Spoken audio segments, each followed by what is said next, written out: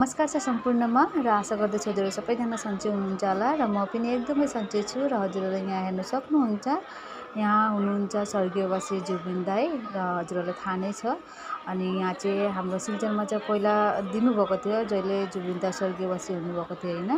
अनि त्यतिखेर श्रद्धाञ्जली सबैले दिनुभएको थियो र फेरि पनि अहिले हाम्रो यहाँ सेल्फ हेल्प ग्रुपबाट अहिले मिटिङ भएको छ नि त होइन गाइस। र त्यही भएर मिटिङमा पनि अनि जो उपस्थित हुनुभएको थिएन उहाँहरूले पनि आउनुभएको छ र अनि फेरि अनि आज पनि स्वर्गीयवासी जुबिन दाईलाई श्रद्धाञ्जली दिनुहुँदैछ। र यसै पनि अहिले फेसबुकमा पुरा सबैले लेखिराख्नु भएको छ, फोटो पोस्ट गरिराख्नु भएको छ होइन, #जस्टिस4जुबिनगर भनेर। अनि मैले पनि अनि आज म पनि गएको थिएँ र मिटिङमा हजुरहरूले हेर्न सक्नुहुन्छ र मैले पनि अलिकति भिडियो बनाएर हजुरहरूको सामने प्रस्तुत गरेकी छु र हजुरहरूले पनि हेर्नु होला। र यहाँ के भन्नुहुँदैछ अब हजुरहरू त बुझ्नुहुन्छ कि बुझ्नु हुँदैन, फेरि पनि मैले अलिकति यहाँ बोलेको भोइस नै हजुरहरूलाई सुनाउँदैछु है त गाइस। हजुरहरूले हेर्नु होला र कस्तो के लाग्यो कमेन्ट बक्समा जनाउनु होला र नराम्रो कमेन्ट चाहिँ कसैले नगर्नु होला है गाइस।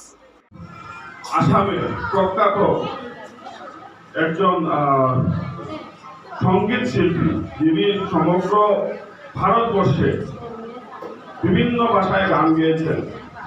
মোর দেন 40,000 ওনার বিভিন্ন ভাষায় গান ছিল।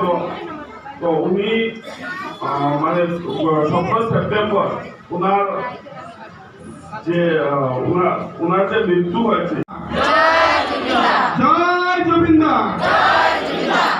আমি জুবিন অনুরাগী।